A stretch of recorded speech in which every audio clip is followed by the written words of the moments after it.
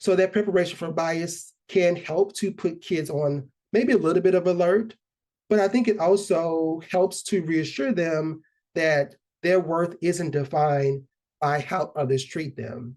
And so really take that message home when you consider how to prepare your kids to live in a racially biased society. Another really important aspect of racial socialization, which I think is really important, is what we refer to as cultural socialization. And so cultural socialization basically is teaching kids about their culture, about their heritage, about history related to their culture, and about their having pride in their racial identity.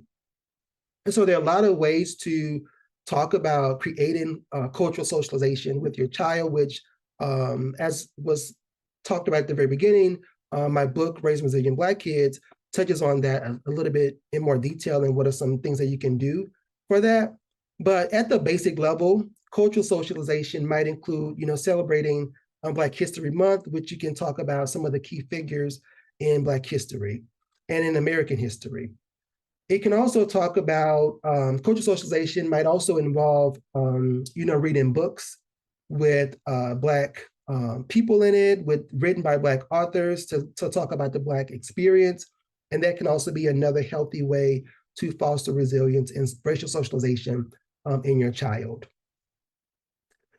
The last part of cultural socialization that I will talk about is referred to as promotion of mistrust.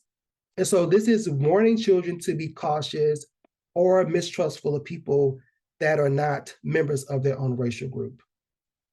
And so the main, I would say, goal of promoting mistrust is that, yes, you talk about some of the past histories of, and maybe even present histories of injustice in society, but it also aims to protect kids from different situations. And so I think a really helpful piece of promotion of mistrust is that it teaches kids to think critically about different scenarios, and also to be open-minded and recognize that not everyone will treat them unfairly, but you do want to recognize that sometimes people do treat you unfair. And so I think a really big part of that for me is helping kids to maybe not internalize some of these negative messages that society has about who they are based upon their racial identity.